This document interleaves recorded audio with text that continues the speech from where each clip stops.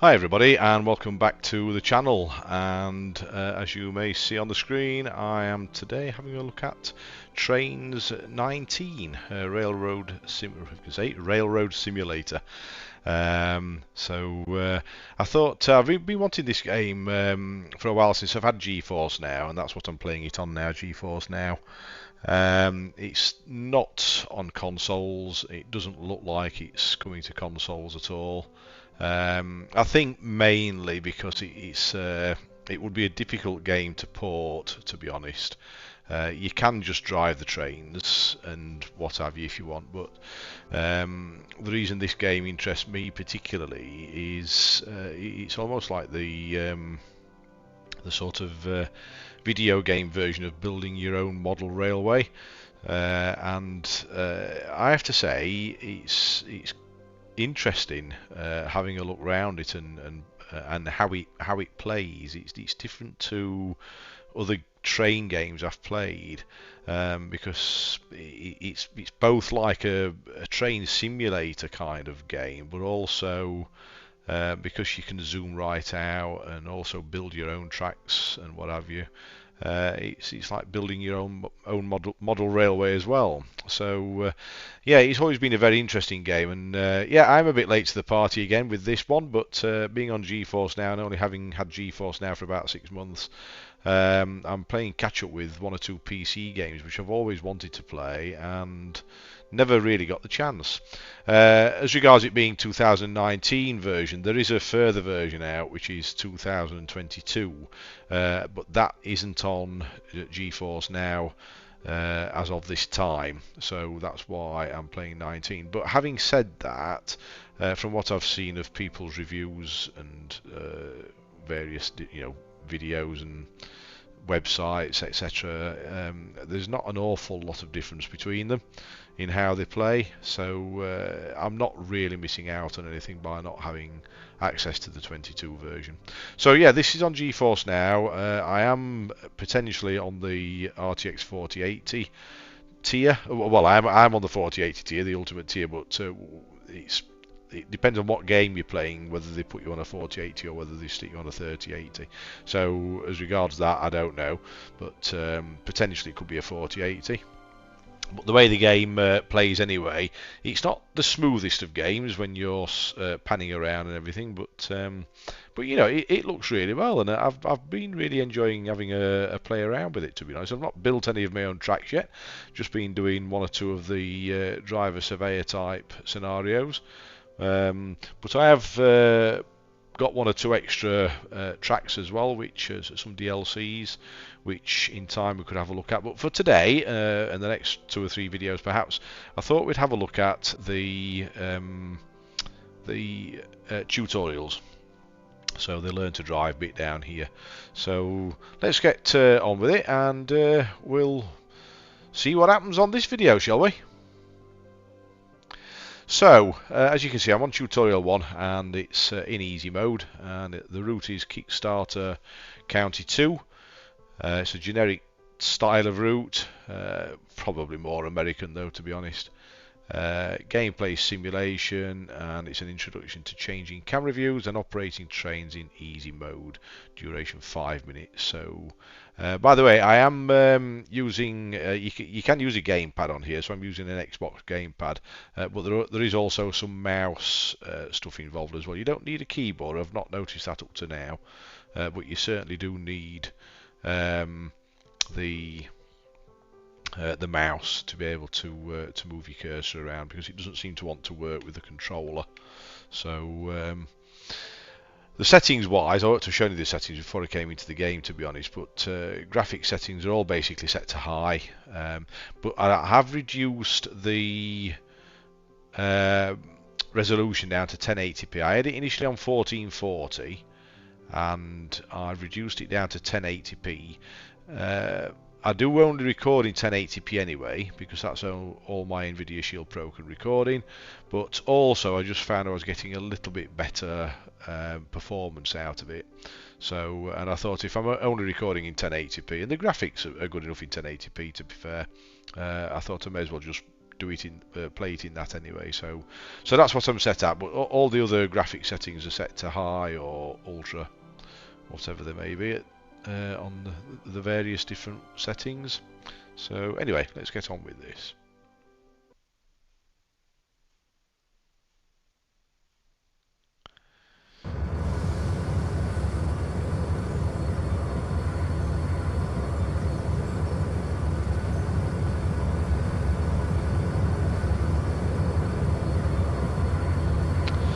So the camera menu is one of the menus in the top left corner. It displays the list of available camera modes. So from the camera menu, select cab or press 1 in the number row.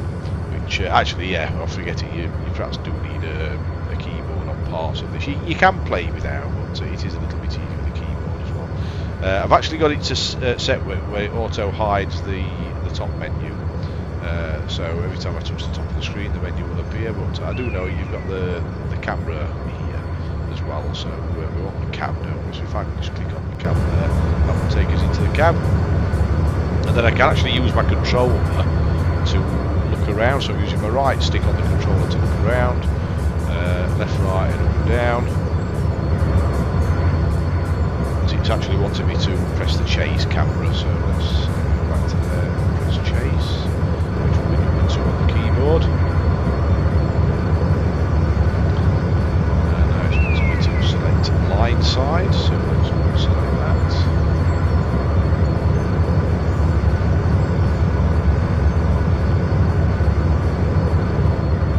So that's your line side camera. It says the view switches to cameras positioned at intervals along the route. And I'm particularly impressed with that, to be honest.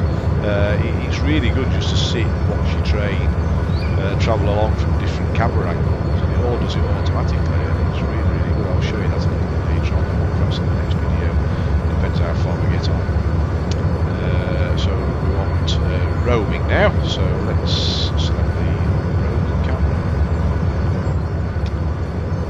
So it says use right mouse button to set the compass.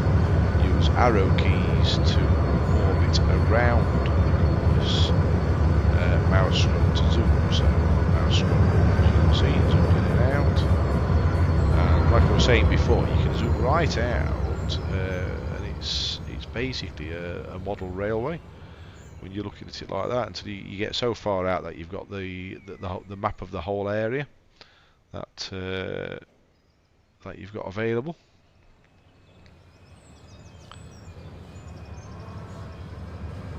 And that's just scrolling the mouse really. You can actually use the D-pad as well to do that, which I'm using just now. So that's the D-pad on the controller. And then we can go to the map, which is kind of what I've just shown you really, isn't it? So we need to now select chase.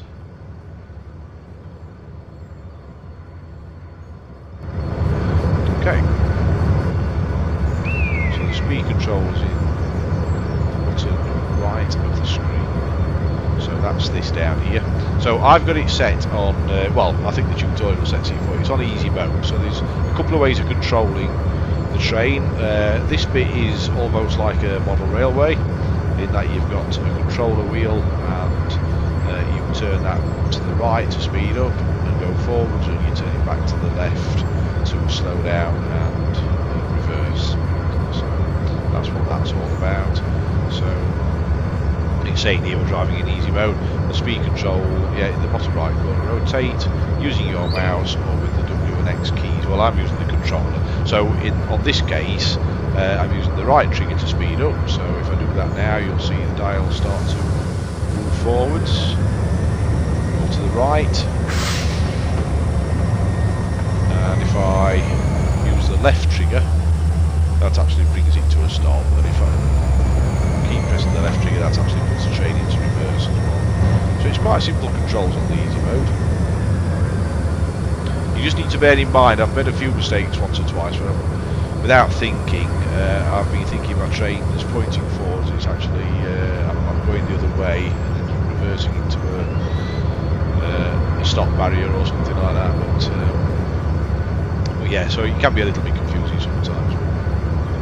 So what's it wanted us to do? It says rotate the dial. Oh, well, it just wants us to rotate the dial, doesn't it? So we just wanted to go forwards for the time being. So what I can do as well is I can click the right mouse button, and that will take me straight into the cab view, like so.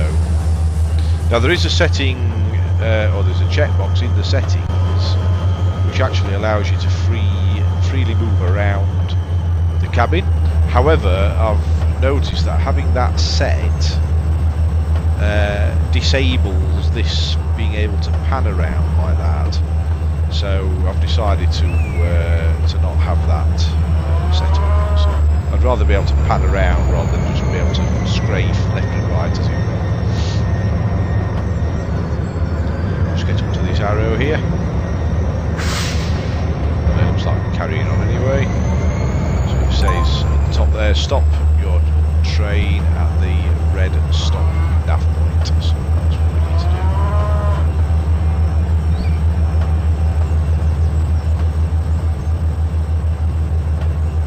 Also, I like the sounds in this game as well. I think the sounds are quite realistic. Some of them possibly are a little bit questionable, but horses.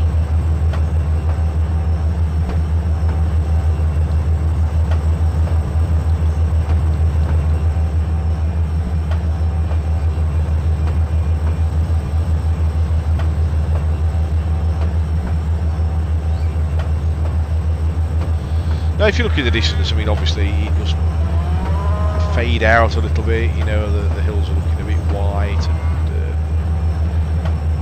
there's a bit of mist there and what have you. There's some popping as well and stuff like that, so it's not perfect in that respect, but I think the graphics for what they are perfectly adequate. I need to get right up to that.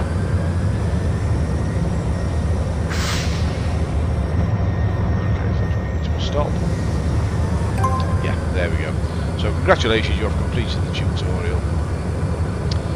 If you would like to learn more about easy mode operation, find it in the extended reference and click the check mark below to end this session. So that's what we will do. So that's the first tutorial done and dusted. So let's move on to the next one. So tutorial 2, so again we're in the same area and an introduction to setting your path through junctions. So very much like Train Life, you have to actually set your path on this one, but it's a little bit more involved than Train Life because you have to click on the well, you either click on the map or you need to click the cursor actually on the tracks. So it's not just a case of, I've not found it anyway, I don't think it's a case of just pressing a button like you do in Train Life. You have to actually click on the tracks to change the points. So let's get into this one.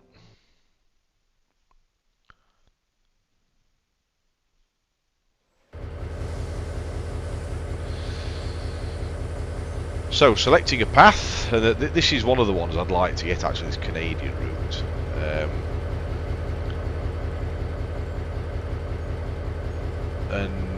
Yeah, I always thought actually, I've sure seen a video of this Rocky Mountaineer. I was quite interested to see this train on this game.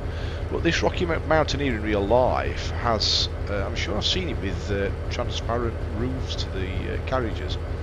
This one doesn't seem to have that, but there are lots of different trains and downloadable routes as well. The problem with the Geforce setup, as opposed to playing it on a PC, for anybody that's interested, is that if you are downloading any third-party maps, it takes an absolute age. You are literally downloading in kilobytes. So the actual maps aren't massive. You know, you may be talking 150 meg to a few hundred megabytes, but when you're downloading in kilobytes, you know, I mean, I left it running for about half an hour the other day, and I'd downloaded about 5 megabytes. It's just too long, and even on the ultimate tier on Geforce Now, the maximum session is, I think it's 6 hours. So I just don't think it's possible to play mods or user-generated content on here which is a bit of a shame. But there's quite a bit of DLC for it. Just be careful with the DLC, because I did download, or I purchased, I should say, off the Steam site. It was the East Coast Main Line running from King's Cross up to Edinburgh, and I thought, oh, I'd love to have that. It's about 350 miles or something like that. And I bought it. And then I didn't realise that actually on the game it's not actually listed within the game, because what you need to do is DLCs, you need to actually download them to play them, and once you come off Geforce Now you lose that download, so next time you go on you have to re-download it again. It only takes a short while, but you do have to download the DLC tracks. So yeah, I had to get a refund on that because I just couldn't find it, but I did manage to get the Settle Carlisle Railroad or Railway, which is I think it's about 87 miles long, that one, so we can have a look at that at some point. But yeah, just be careful that if you're going to buy some DLC, make sure it's actually in the game first, that you can click on it to download, because if it's not there to click on to download, you won't have it, as I found out. Now if anybody knows any different to that, if anybody has any idea on how I can get that onto Geforce Now, then please comment below. And by the way, if you do like the video, please give us a thumbs up. It really helps and boosts my confidence and everything that I'm doing things right, and subscribe to the channel, and it would be really much appreciated. Thank you.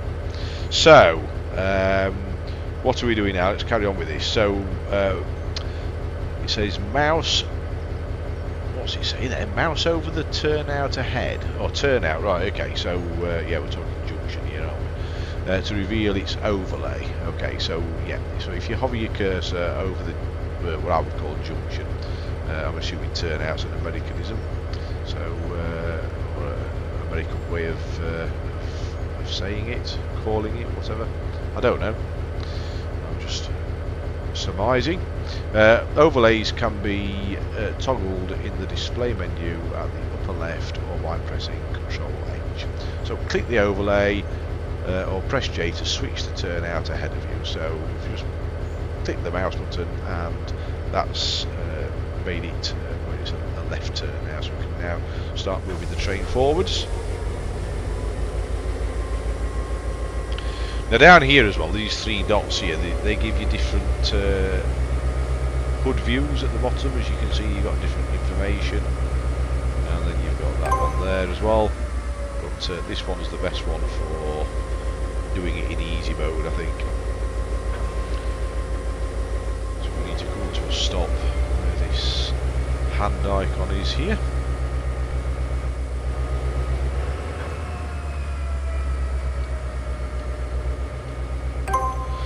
Okay, once the turnout is in the rear of your train, you can switch it by, well, doing the same thing again really, can't we? So let's get the mouse up again, and do we have to, might have to zoom in on that a little bit more.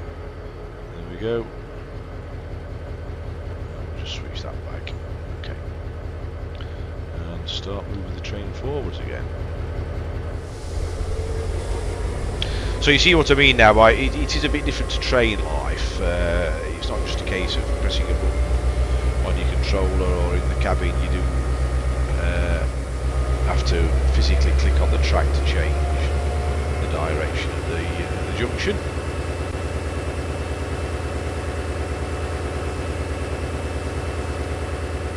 But it's not something I've minded doing at all. It's a slower pace game than Train Life, which I'm quite enjoying. I find Train Life to be a little bit hectic on occasion. So we have to come to a stop here, I think. Yes. Okay. So turnouts can also be switched in map view. Okay, so remember you can select map view from the camera menu at the upper left or by pressing M. So we'll go up to here to select map view, and it's the SJ02 we're after, so we need to find where we are. So I mean, basically if you just zoom down you can see where you are. it automatically centres your train, I think. So we now need to click on that, and that actually isn't working. So why is that not working? So just wondering whether I'm pressing the right button here. That doesn't want to work. I wonder why that is. No, can't get that to work. I don't know why that's not. Do I have to get rid of that?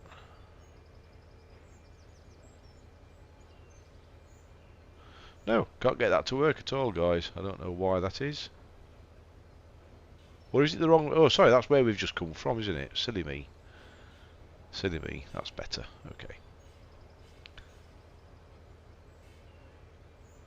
Let's get back to chase view and proceed to passenger depot.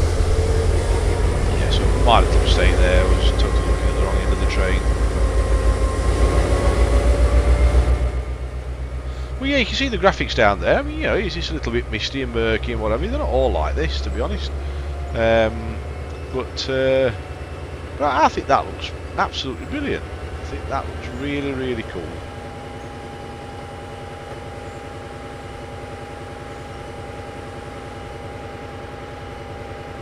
And like I said, when you zoomed out this far, it is just like a model railway. It really is. Stop. Stop. Thank you. Okay, you have completed this tutorial. Brilliant. Let's come out of that and let's get on with the next one then. Let's see what the next tutorial is all about. So, tutorial 3. This is switching. So, an introduction to working in yards. Okie dokie. So, let's get into this one. Working in yards and marshalling consists. Yeah, don't quite understand the grammar there, but there you go. So, moving the freight to where it's needed usually requires some switching. First, you'll be moving the boxcar at the warehouse over to the passenger train. So we need to click the check mark when you are ready to continue. Okay. So to couple to the boxcar, simply approach it at low speed and give it a gentle nudge. Take care, excessive speed may cause damage to valuable freight or even the boxcar itself. So couple to the boxcar on the warehouse track, which is there. So we need to make sure that this is going over to the right, which it is. Okay. So it's just a case of driving the loco forwards then.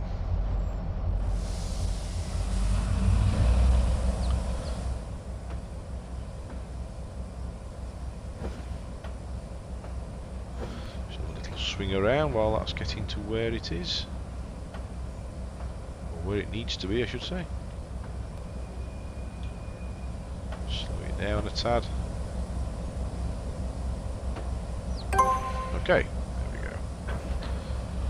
So now to transfer the boxcar over to the passenger station, you'll first need to pull it back out onto the main line. So we need to reverse back and stop the loco at the stop nav point, which is over there. Okay, so let's back out,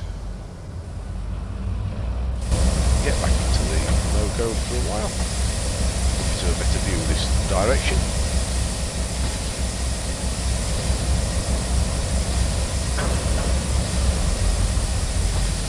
People waiting at the train. Waiting at the station.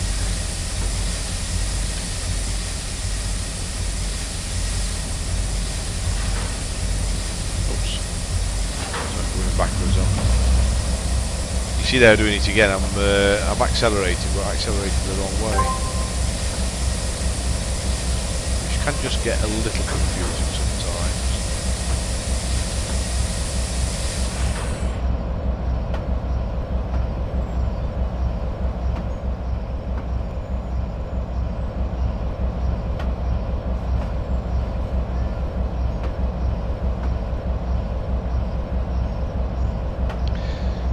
Now I don't fully understand the signals at the moment because there was a little red signal there, but it has allowed us to go through it, so I don't fully grasp what the signals are meaning on this game. But I have done the signal tutorial. There are some matters where if you've got an amber coupled with a red, that means you can proceed with caution basically. So yeah, we'll cover that when we come to it. Once you have set the junction, you can move the boxcar alongside the passenger station. Okay, so we need to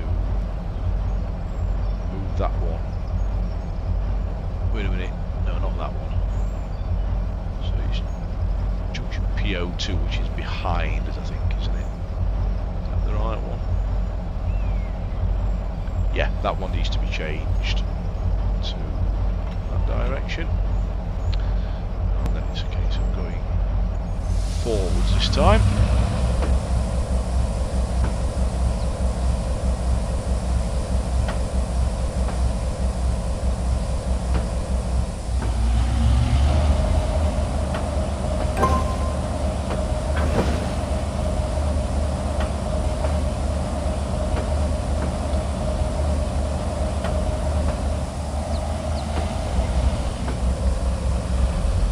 Okay, there we go.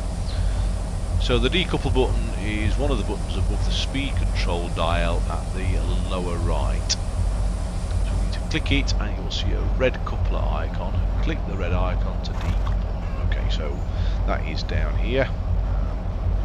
Click that first. This highlights all of these potential. Well, there's only one actually, isn't there, on this one? But if you had a whole series, you'd have one basically. One basically here, and one of these red decouple signs or couple signs. One here on the next one, and so on and so forth. But there's only one on this, so we click that now, and that's now decoupled. And it says next you'll be moving the boxcars from track 2 over to the warehouse track. So we move back until clear of the junction and stop the loco at the stop nav point. Okay. So we now need to go backwards again.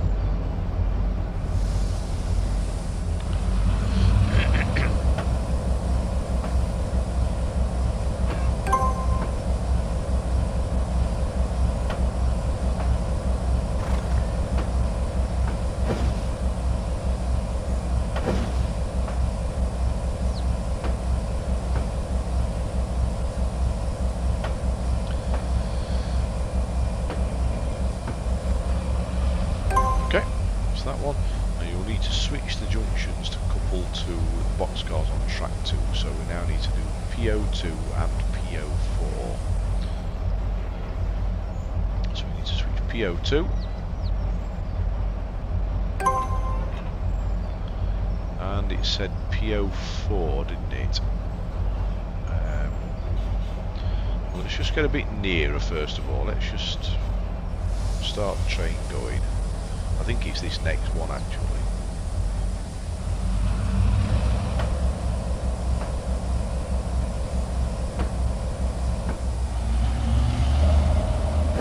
Yeah, couldn't quite work it out. So let's switch that to the left.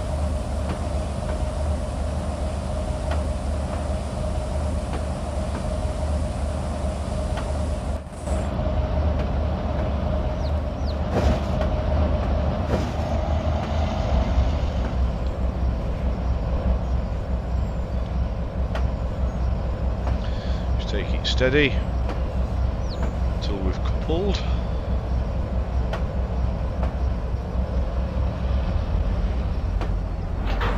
Okay.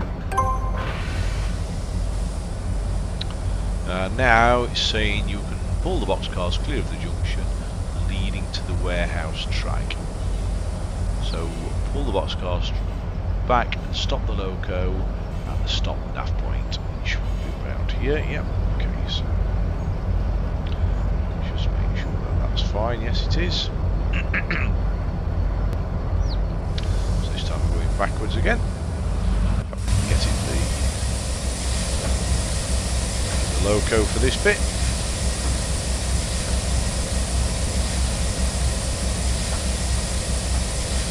More people waiting.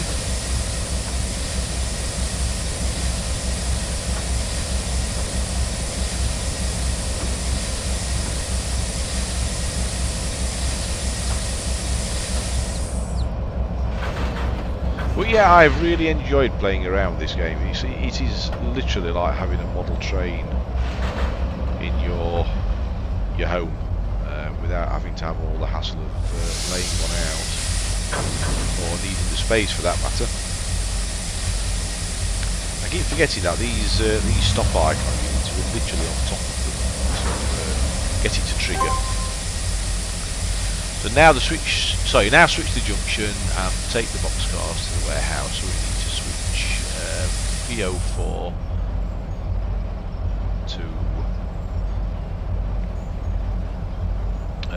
take these boxcars further up here. So let's just get an outside view.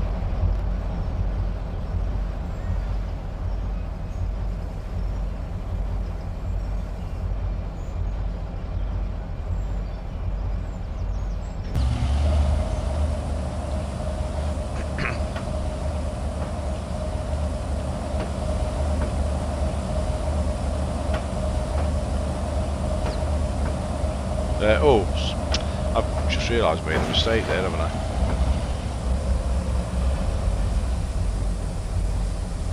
I was thinking I'd change that other junction.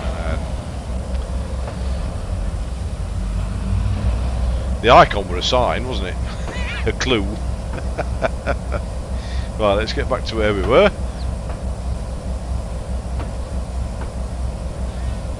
And we'll start again.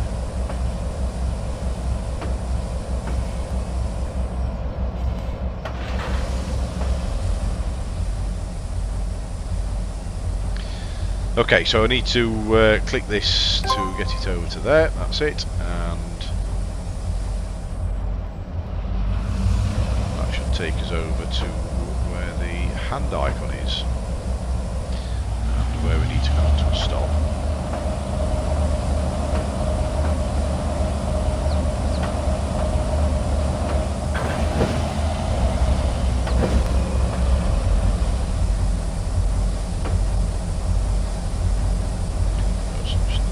Further.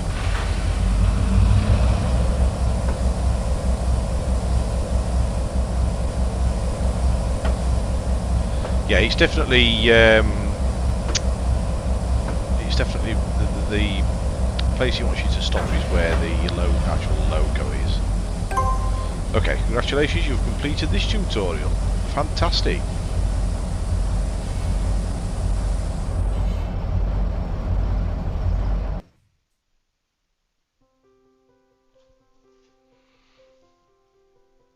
So, that's the third tutorial, and what's the fourth one all about? Let's just have a quick look at the fourth one. This is a little bit longer, and it says Introduction to Loading and Unloading Freight at Industries. So, let's give this one a quick go. So, as I said, this game is available on Steam. I'm not sure about the others, to be honest. I just got mine from Steam. It may be on other platforms as well.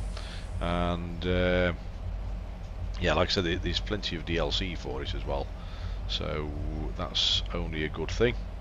So, often during a session you will be required to load and unload freight at points along the way. In this tutorial you will be loading lumber at the mill for delivery to another industry. You may start your train slowly forward when ready. Okie dokie.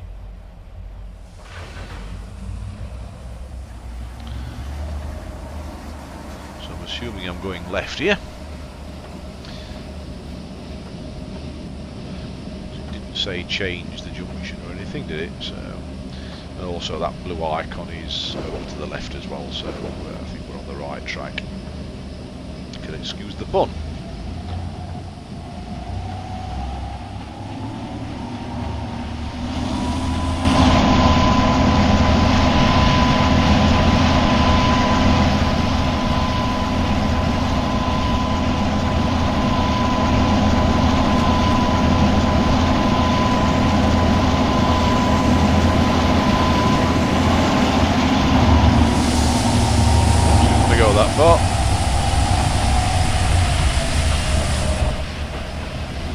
Yes, I fully appreciate that. I must load the lumber before leaving the yard. Yes, I totally get that. I'm not looking after my train very well here either. Having the wheels spinning in reverse. Well, let's get back here.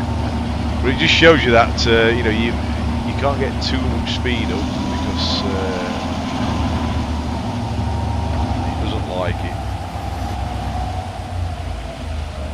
Okay, right. Now, where's that wanting us to get to? It still says 0.1 of a mile, doesn't it? So, there we go. Is that good enough for you? Yeah, there we go. The lumber has now loaded on. Okay, so now it says lumber successfully loaded. You can now proceed to St. Nicholas main yard, and the path has been set for you. Okay, so let's proceed forward then. Get back in the cabin. Now you also notice along the bottom here as well, this is quite handy. It's actually gives you a running like ticker-tapey type graph, if you like, of your route. So it tells you all the speed limits, so where the red and green stop signs are and everything like that. So that's actually quite handy. Also the topography is also a cool to the downhill that you'll later on. So yeah, really handy bit of information down there. You see there we've got a red and green line, but I do recall from the further tutorial that it just basically means that you can still go through. You just need to be cautious. There are one or two other elements to it, but I can't remember exactly what it said. The track profile display below provided information which leads to all that element. Let's give that a tick to get rid of it.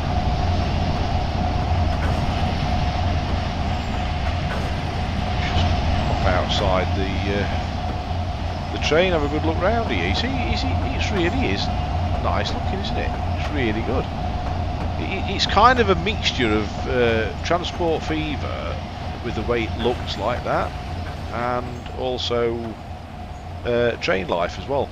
It's kind of an amalgamation of the two games, really, in a sense.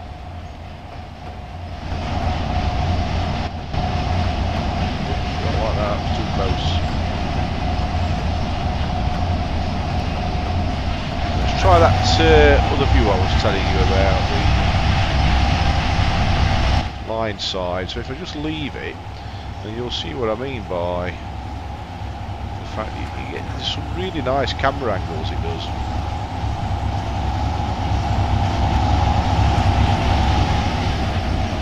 This isn't me doing anything, this is just the game doing the camera work.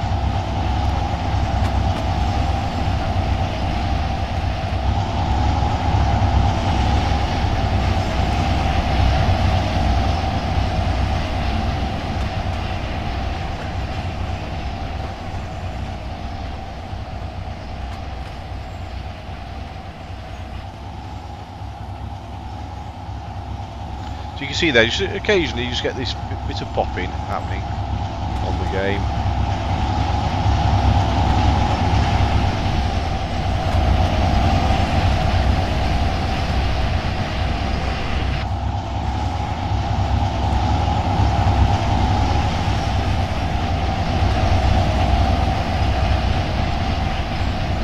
So we just need to watch our speed. Now we're up to a 30 zone. We were doing 28, but we don't want to go any faster than that. It is quite good as well. You just need to just get it right on the dial, the speed dial, and you can just leave it alone, and it will just carry on at that particular speed, which is quite handy.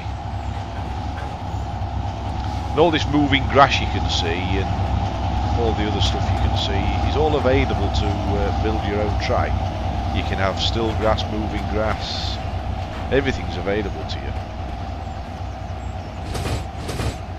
But as I said, I've not touched building my own track yet. I've not even looked at that bit yet. I've not that long had the game. Well, actually, to be fair, I've had the game since Christmas, but I just haven't had a chance to have a look at it until the last week So.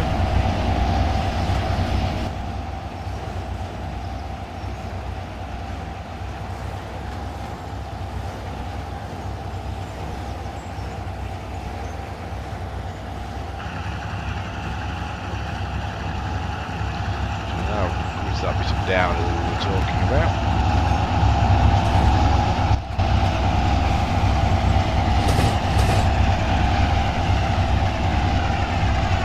And you can see when things get a little bit busier, it does start to the train going past there, isn't it? It does start to just get a little bit choppy, but that's to be expected. Most games will do that. Quite a long train, that one. Cool.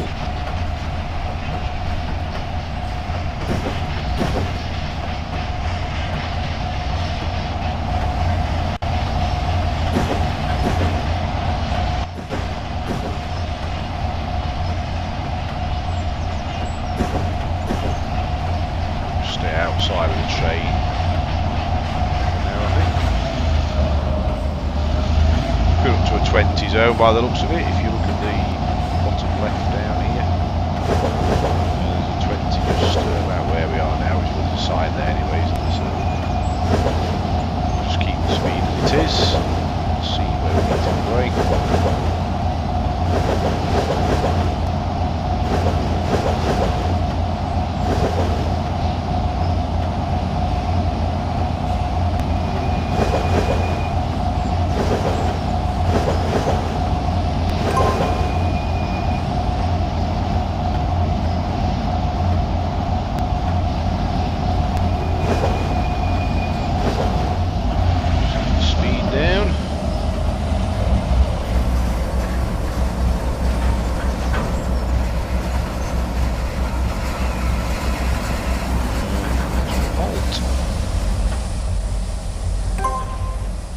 Okay, so the lumbar is required at MSO 58 traction,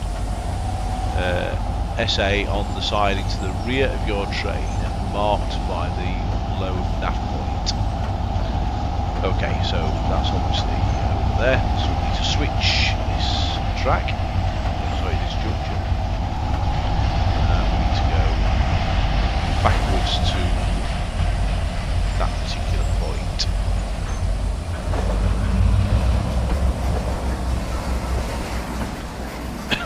We'll get over to this rear end so that we can see exactly what we're doing.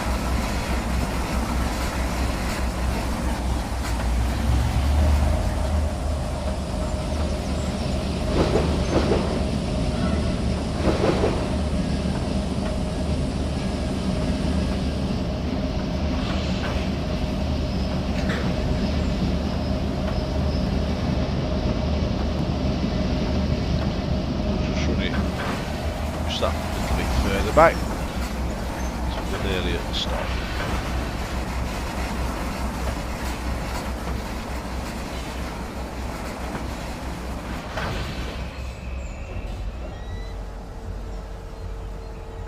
Still says 0.1 of a mile on the icon, so we'll just hold it until, there we go, it's just gone to 0. There we go, congratulations, you have completed this tutorial. And yeah, there you have it. I'm going to leave the video at that for today, guys. Hopefully that's kind of shown you what Trainz is all about if you haven't actually seen the game before. I thought it would be rather interesting to have a look at. So we will carry on from tutorial 5 next time. So yeah, that's it. If you have liked the video, please give it a big thumbs up. Please subscribe to the channel and hit that notification bell, and I would really appreciate it. And we will catch you on the next video. So take care and bye for now.